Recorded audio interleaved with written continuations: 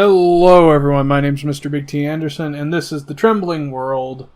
This is from Gravity Tales. Now, I am feeling a little bit kind of loopy, but I'm going to do my best to work through these because I want to get these done. So if you hear me kind of go off the panhandle a little bit, voice-wise, I apologize, but I'm making it a point to get these done. So this is kind of the whole concussion thing coming back to haunt me. Okay.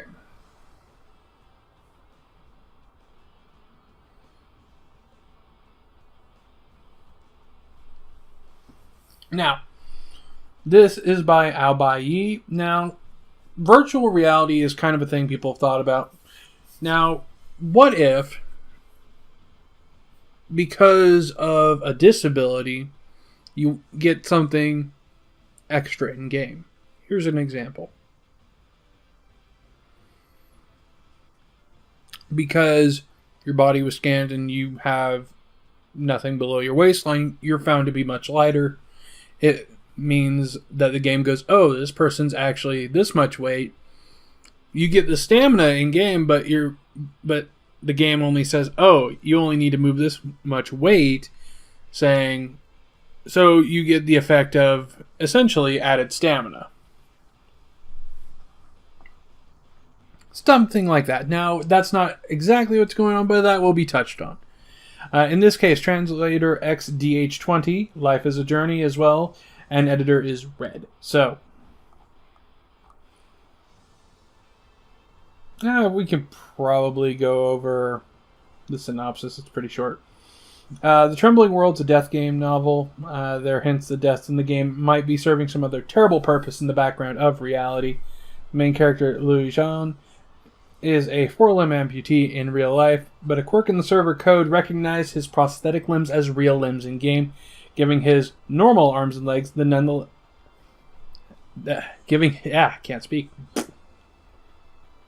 giving him normal arms and legs in game that nonetheless have the strength and power of the steel limbs he has in real world, and thus found far more power than a normal player. With this minor cheat helping him survive the early stages, he sets out to find what exactly is going on and to endure as long as he can.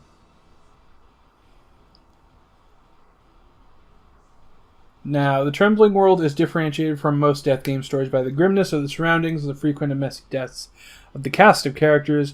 Zombies might be the primary enemies. They are naturally upgraded and found in ever more bizarre forms to bedevil the characters.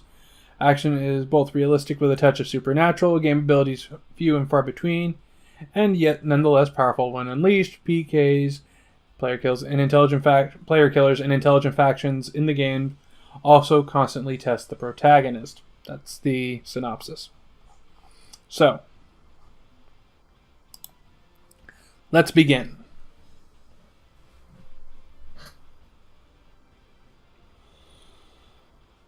The rain clouds forming in the sky grew thicker and thicker, finally darkening the entire horizon, and even though it was only 6 in the afternoon, it was as dark as midnight when you looked around. A streak of white light flashed across the sky.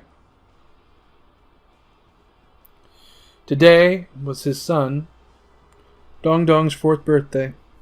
His birthday present was a toy airplane, and hopefully Dong Dong would like it. Again, another bright flash lit up the sky, and at the same time you could hear the thunder as it struck from the sky. Luckily, Sanjing Corporation, which was nearby, had a lightning rod, stood at the top of the 10-story building. It diverted all the lightning strikes as it needed, preventing harm to the nearby sidewalks and pedestrians. But accompanying the thunder, there were large droplets of rain, and as shortly after the rainfall began, the streets began to flood. The man wearing the suit looked up to the lightning rod and the dark sky in the background, and he had an ominous feeling. He couldn't help but think that the lightning was just a little too powerful, and if it wasn't for that lightning rod, he'd be burnt alive from it. It made him queasy. The Sending Corporation had a large square building which had a humongous advertisement billboard. On the top were 3 bright characters written in red that spelled The Trembling World, and since it was drenched in rain, It looked like blood was dripping down the billboard, and it was a horrific scene. The man in the suit stared at the scene for a little while. The game used a new technology that utilized an induction sensor headgear, and the game would be released in 3 days. And this guy was a hardcore fan. He had already purchased the headgear. The guy in the suit lived in the Lucky Garden district, which is right outside the district he was in. If it hadn't been raining so hard and running, he'd be able to get home soon. Looking up the sky, though, he decided to wait for the rain to pass. It would take at least an hour and a half before it stopped. Normally he wouldn't mind waiting, but today was his son's birthday.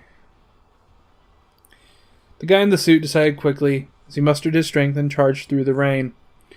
Clouds in the sky kept rolling in formation, and gradually the amount of raindrops increased.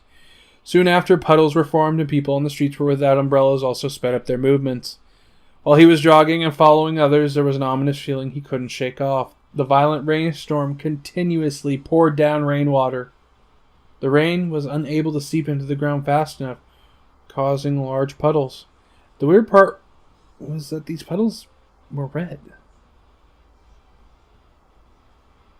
And as the water got denser, that bright red color stood out.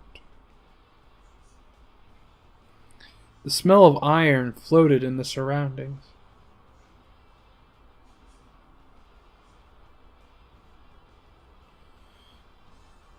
The guy in the suit touched his own face.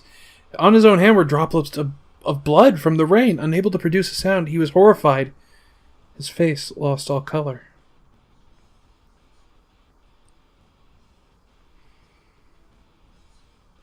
Three days later, it was the starting day of the servers of the Trembling world. Lugan felt nervous, but at the same time he was excited. Ever since he had received prosthetic limbs, he'd played less games since the limbs were not very convenient.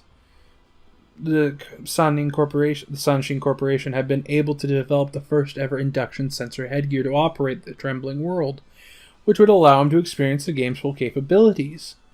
Outside of the villa rang a loud echo of thunder.